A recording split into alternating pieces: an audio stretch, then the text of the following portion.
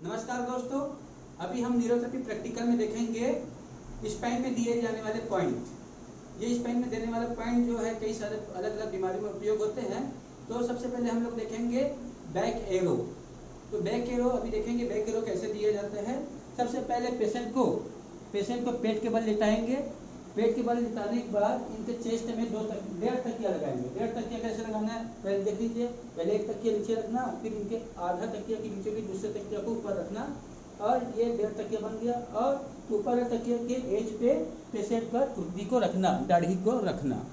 ठीक है, तो इस प्रकार से ये हो जाता है 1.5 तकिया। पेशेंट को इस कंडीशन में लेटाना है। हाथ पैरों का कंडीशन इसी तरह से रखना है, हाथ पोजीशन इसी तरह से रखना है। ठीक है, अभी हम लोग देखेंगे बैक एरो। इसमें क्या होता है, बैक एरो का मतलब हमारे जो स्कैपुला बोन है, ये जो स्कैपुला बोलते हैं, इनके ऊपर ही पॉइंट देना होता है। पूरा स्कैपुला के जितने भी मसल्स हैं उनको ऊपर की साइड रबिंग करते हैं। तो रबिंग करने से पहले इनके ऊपर पहले पाउडर लगाएंगे। इस तरह से पाउडर लगा लेंगे दोनों साइड, क्योंकि दोनों साइड देना है। तो हमको स्टार्ट अपने राइट साइड से करना है, अपने राइट साइड से स्टार्ट करना है। तो राइट साइड स्टार्ट कैसे करेंगे, अगर हाथ से देना है तो अपने हथेली के पूरे हथेली के यूज करना। और ये पूरा स्कैपुला है, ये जिसे शोल्डर ब्लेड भी बोलते हैं। ये जो पूरा पॉइंट है, ये पूरा हड्डी है जिसे हम लोग शोल्डर ब्लेड भी बोलते हैं। इन शोल्डर ब्लेड के ऊपर ही हमको पॉइंट देना है। इस पॉइंट का नाम है बैक एरो। तो सबसे पहले हाथों का पूरा उपयोग करना है। कैसे, इस तरह से थोड़ा हाथ ऊपर रखेंगे, इस तरह से हाथ को रखना, और इस तरह से 1 2 3 बार देंगे तो एक बैक एरो होगा। 3 बराबर 1। इसी प्रकार पहले राइट में दिए अपने साइड, राइट साइड 1 2 3, फिर दूसरे साइड लेफ्ट साइड 1 2 3 बार दिए हैं तो एक बार होता है एक बैक एरो, यानी 3 बार देने से एक बैक एरो होता है। अगर 2 बैक एरो बोला जाएगा तो कितने बार देंगे, 6 बार। 1 2 3 4 5 6। इसी प्रकार दूसरे साइड 1 2 3 4 5 6। ये 3 बराबर 1 होता है। 2 बार बोलने से 6 बार होता है। अगर 3 बार बोला जाएगा तो 9 बार देना पड़ेगा। 3 बार देने पर 3 बार अगर बोला जाएगा देने के लिए तो 9 बार रब करना पड़ेगा। 1 2 3 4 5 6। इसमें ध्यान देना, हथेली है पेशेंट की गर्दन के साइड रहेगा। उंगलियां का जो डायरेक्शन है पेशेंट की गर्दन के साइड रखना है। ठीक है, इस प्रकार से आपको 3 बराबर 1 देना है। अगर 6 बार बोला गया है तो पहले 9 बार एक साइड, 1 2 3 4 5 6 7 8 9, फिर दूसरे साइड 9 बार, 1 2 3 4 5 6 7 8 9।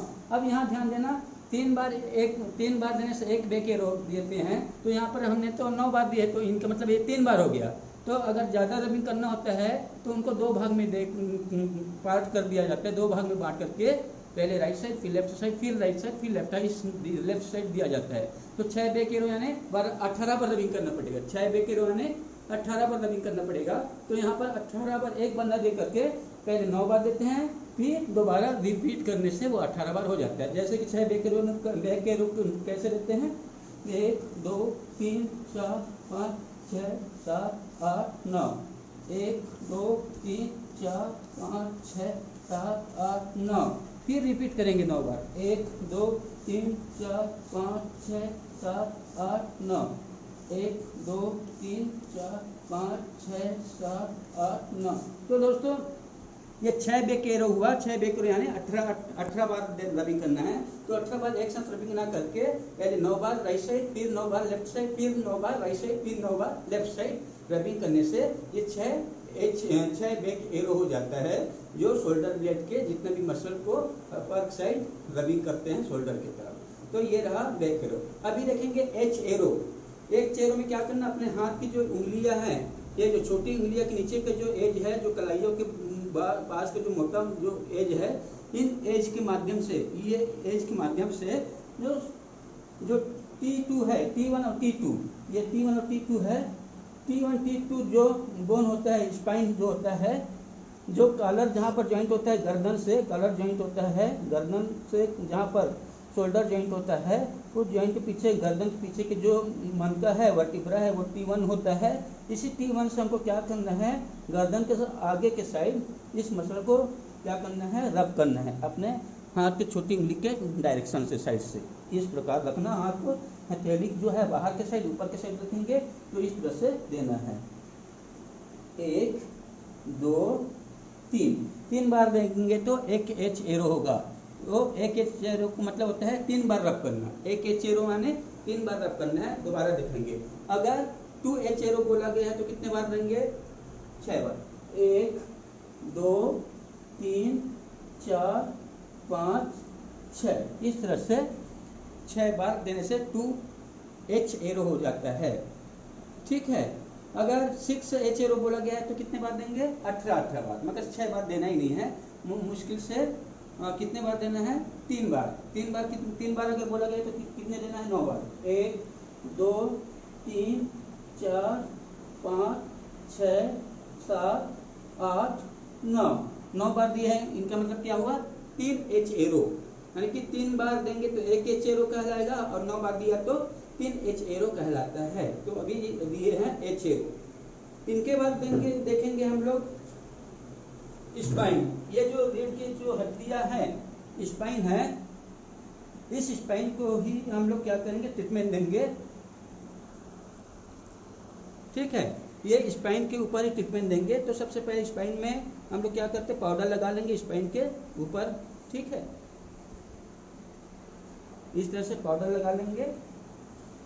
अब सबसे पहले अपना जो अंगूठा है, ये जो अंगूठा है, अपने अंगूठे के जो ऊपरी जो भाग है, इनके जो मसल्स है, इन मसल्स के माध्यम से T1, क्या? T1, ठीक है, T1 जो मनके हैं वहाँ से अपना जो L5 है, L5 मनके यहाँ तक हमको रबिंग करना है। तो सबसे पहले देंगे डाउन एरो। पॉइंट का क्या नाम है? Down arrow. इधर आ जाइए, इधर आके खड़ी रह लीजिए। ठीक है, तो अभी पॉइंट जो देंगे वो डाउन एरो होगा। कैसे? तो L5 के आसपास, L5 और S1 के नीचे अपना अंगूठा क्या करना? लॉक कर देना, इस तरह से दबा के रखना।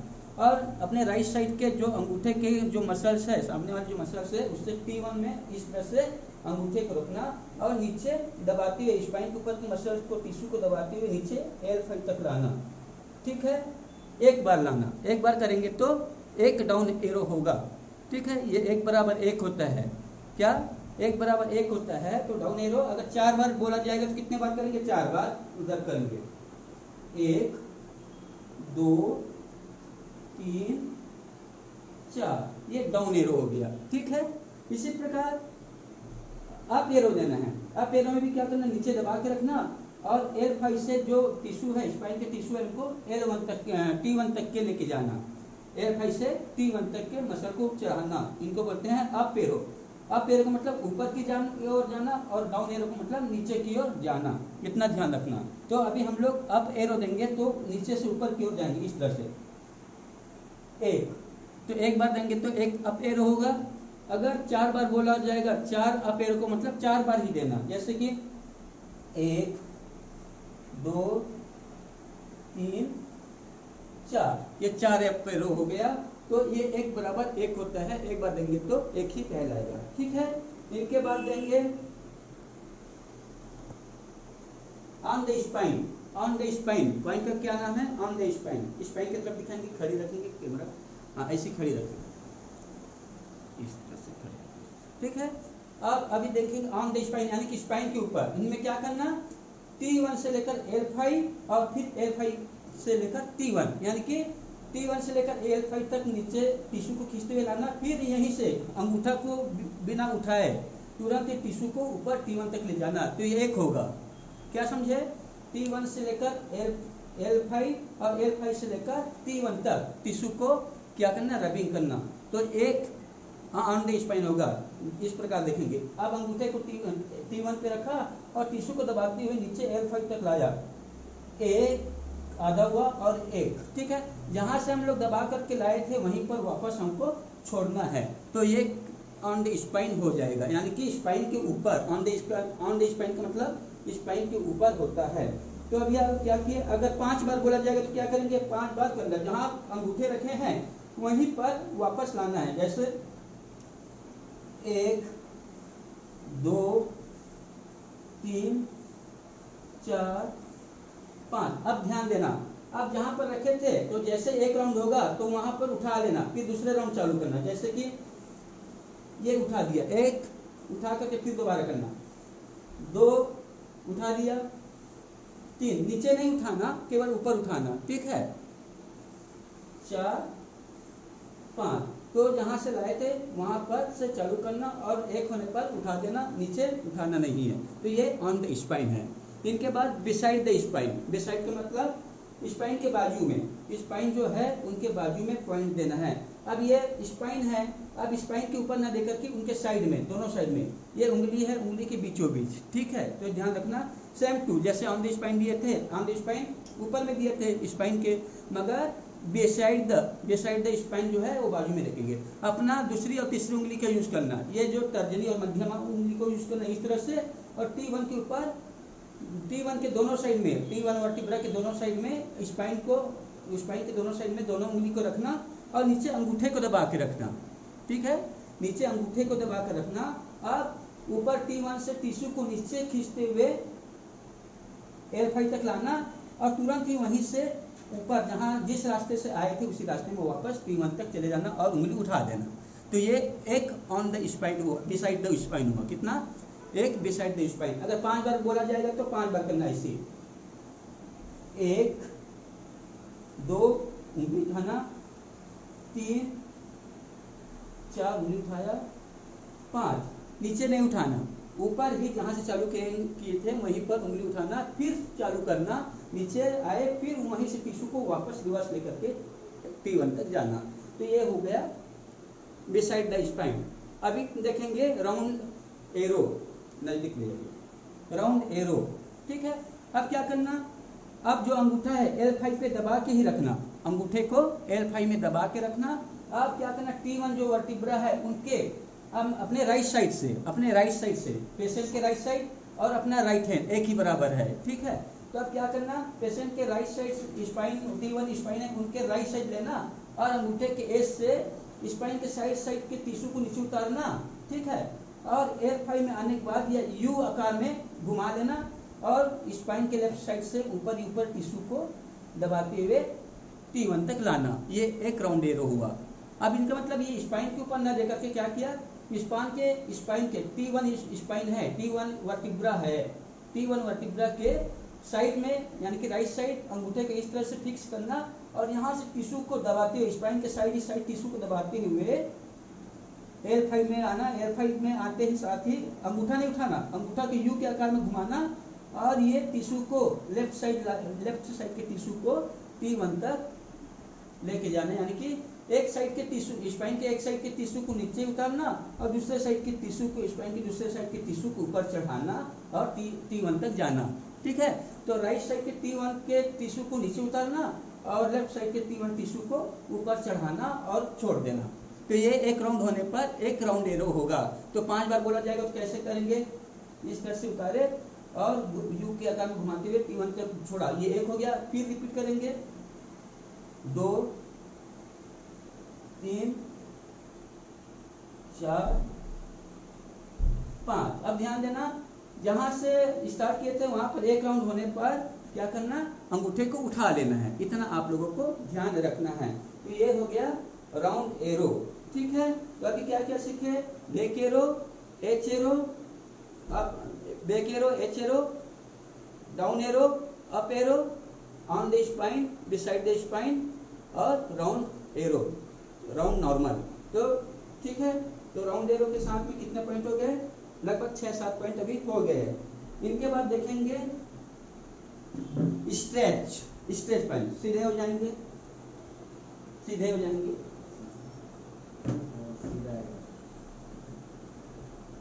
सीधे हो जाइए।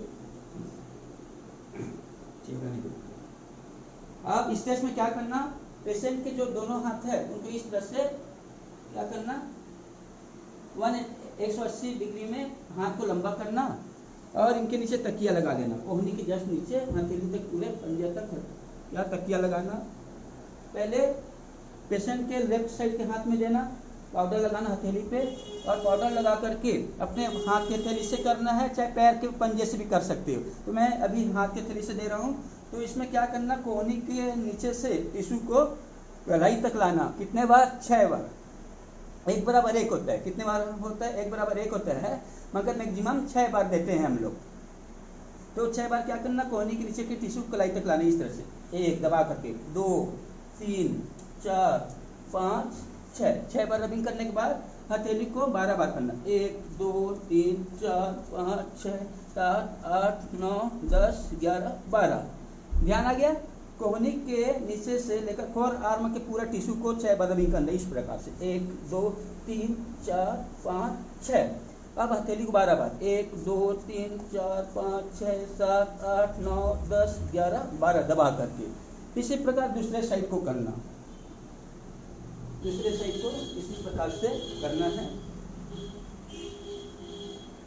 पहले पाउडर लगाना, पाउडर लगाने के बाद फोर आर्म के टिश्यू को कलाई तक दबाते हुए खींचना, 1 2 3 4 5 6। अब 12 बार हथेली को, 1 2 3 4 5 6 7 8 9 10 11 12। तो ये स्ट्रेच हुआ। स्ट्रेच में कोहनी से लेकर कलाई तक टिश्यू को नीचे रब करना दबा करके 6 बार और 12 बार हथेली के टिश्यू को रब करना, तो ये स्ट्रेच हो गया। ठीक है। इनके बाद chest only, chest only, chest इधर नहीं, यहाँ चेस्ट ओनली। अब इसमें ध्यान देना, पेशेंट को पीठ के बल ही लिटा के रखना है और पेशेंट को पीठ के बल लिटाने के बाद तकिया नहीं लेना है, सिर के नीचे, सिर के नीचे तकिया नहीं लेना है, ये ध्यान रखना। थोड़ा नीचे आ जाइए। हाँ, अब कंधा सीधा, हाथ जो होता है वो एकदम कंधे के समानांतर और जो कोहनी से दोनों हाथ को ऊपर फोल्ड कर लेना है 90 डिग्री में। ठीक है।